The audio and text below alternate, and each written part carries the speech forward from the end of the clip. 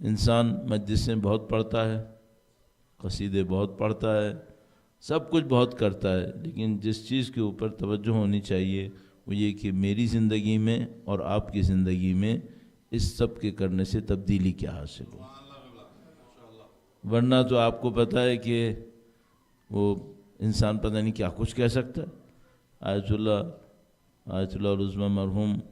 بہجت ارشاد فرماتے تھے کہ قوال مت بنو، فعال بنو۔ یہ جو پاکستان میں اور ہندوستان میں آپ نے دیکھا قوالی، اس کو قوال کیوں کہتے ہیں، قوالی کیوں کہتے تھے؟ یہ لفظ قول سے لیا گیا ہے۔ قول یعنی کہنا، آپ نے سنا ہوگا قول رسول اللہ مثلا، تو صلی اللہ علیہ وآلہ وسلم درود بھیجے محمد وآل محمد، اللہم صلی علی محمد وآل محمد وعجل فرج۔ یہ جو قول سے لفظ لیا گیا ہے، اگر کوئی شخص بہت زیادہ بولے اور بولتا ہی چلا جائے اس کو کہتے ہیں قوال، بولنے کا ماہر۔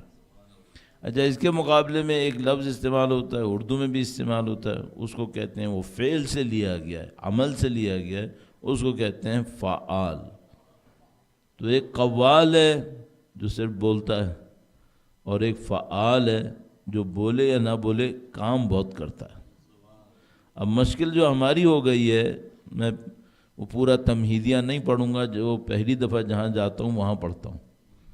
یہاں ویسے بھی پہلی دفعہ نہیں ہے تو اب اس تمہیدیے کی یہاں پہ کوئی گنجائش ہے نہیں، لیکن میرا بھی حافظہ اتنا اچھا نہیں ہے، جو وہاں پہ بیٹھے ہیں بھی 4 سال کے بعد سنیں تو کہاں اتنے حافظے میں رہے گا۔ ان میں سے ایک پوائنٹ یہ ہوتا تھا کہ بھئی ایسا نہ ہو کہ ہم پڑھتے چلے جائیں، سنتے چلے جائیں اور اس کے بعد کوئی فرق نہ پڑے۔ وہ ڈاکٹر اسرار احمد نے ایک دفعہ عید کے ایام میں، تو میں بیچ بیچ میں لطیفے بھی سناؤں گا آپ کو، پہلے سے ہی بتا دیتا ہوں، تو آپ گھبرائیے گا نہیں کہ مولانا کو کیا ہو گیا ہے، کہ بھائی اب اگر میلاد میں بھی لطیفے نہیں سناؤں تو کہاں سناؤں گا؟ مجھے بھی تو ہنسنا ہے، بلاخر کبھی روتے ہوئے تھوڑی جانا ہے۔ تو وہ ڈاکٹر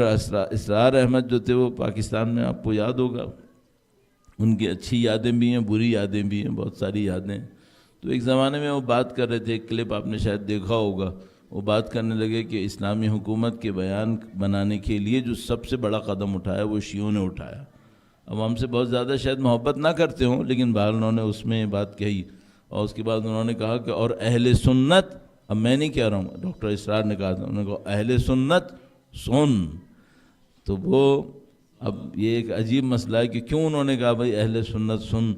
تو اس میں اس وجہ سے کہ کسی نے کہا کہ بھائی میں نے تو اتنا سنا ہے کہ اب میں سن ہو گیا ہوں بالکل، تو اس خاطر انہوں نے کہا کہ یہ، لیکن پروردگار انشاءاللہ تمام دنیا کے مسلمانوں کو نبی کے راستے پر، ان کی اولاد کے راستے پر چلنے کی سعادت نصیب فرمائے انشاءاللہ تعالی۔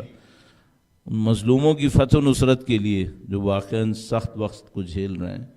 اور ان مجاہدین کی نصرت کے لیے جو میدان نبرد میں اپنی جانوں کو ہتھیلی پہ رکھ کے کھڑے ہوئے ہیں، ان تمام قائدین کی حفاظت کے لیے کہ جو ان مجاہدوں اور مظلوموں کی پشت پناہی کے لیے موجود ہیں، اور تمام دنیا کے اہل بیت اطہار علیہ السلام کے چاہنے والوں کی مزید ترقی، مزید تکامل، حب اہل بیت میں اضافے کے لیے درود بھیجیں محمد و آل محمد، صلی علی محمد و آل محمد وعجل فرجهم۔